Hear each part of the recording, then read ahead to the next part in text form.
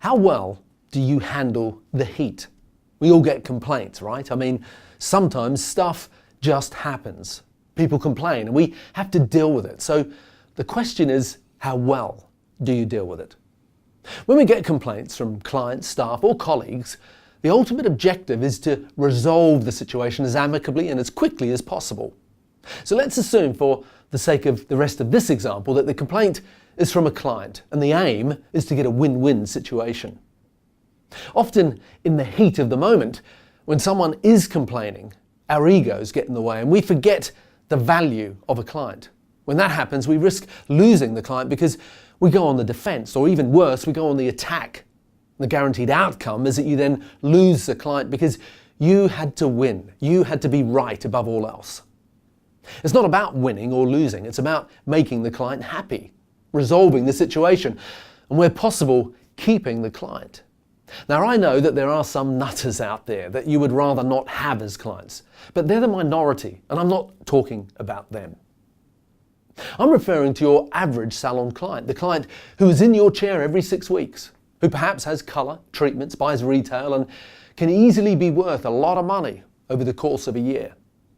Imagine that this client, who maybe on average stays with you for 5 years, that's a client that has a significant lifetime value.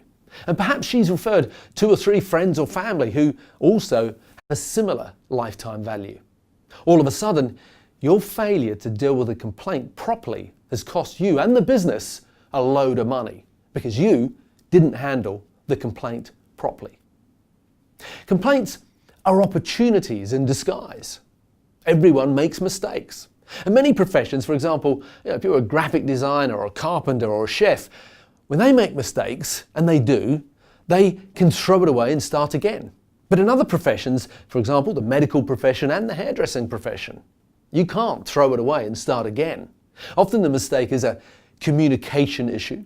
But sometimes the mistake is because of a technical level of incompetence, or sometimes the perceived mistake and resultant complaint is about the process of how you do business. For example, a lack of customer service.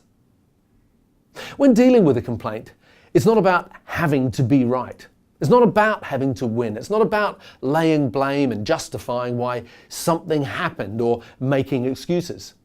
It's about resolving the situation quickly and amicably, ideally keeping the client in the process, but at the very least limiting the damage that an unhappy client can do.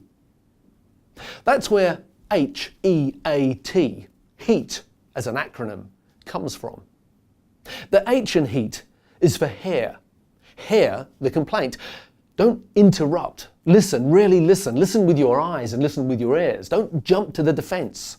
Don't be planning your defense and mentally rehearsing the next thing that you're going to say. Just listen attentively to what they're saying. If you really listen to people, you start to diffuse some of their emotion and anger. If you don't listen, you'll quickly inflame the situation. The E in HEAT stands for empathize. It takes courage to complain. Be thankful that they have taken the time to complain because they're giving you the opportunity to respond. Many people don't do that. Many people complain or never complain because they're too intimidated. They just vote with their feet and they never come back. And they actually deprive you of the opportunity to learn why they were unhappy and to perhaps remedy the situation so that it doesn't happen again. Creating empathy is about your body language. Don't stand above them and talk to them through the mirror. Sit down next to them and talk to them face to face. Creating empathy is about the words that you use. Say something like, I understand that you're unhappy. Thank you for bringing this to my attention. You don't create empathy when you're argumentative or when you're angry and defensive. You create empathy when you ask yourself, how would I feel if I were in his or her shoes? Regardless of whether they were right or wrong, how would you feel if you were them? The A in HEAT stands for apologize. It doesn't matter whether it is or isn't your fault. Resist the temptation to apportion blame or to make excuses. Just apologize.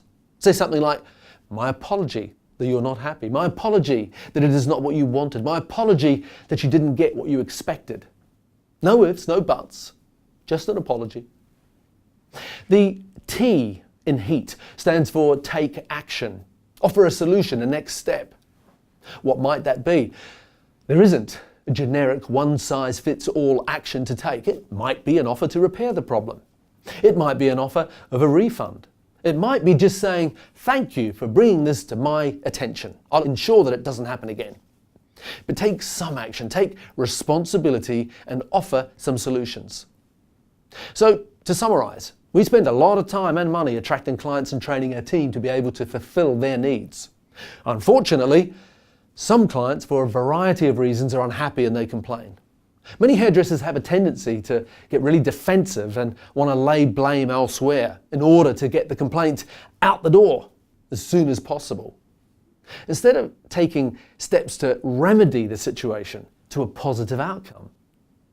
So next time you get a complaint, remember the H.E.A.T acronym. It helps you focus on the positive steps needed to handle complaints and achieve a win-win outcome. And as a coaching exercise, why don't you brainstorm with your team the following questions? Ask them, how do we currently handle complaints?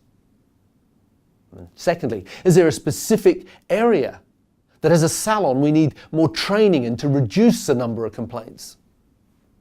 Third, why don't you role play complaint situations using the H.E.A.T acronym?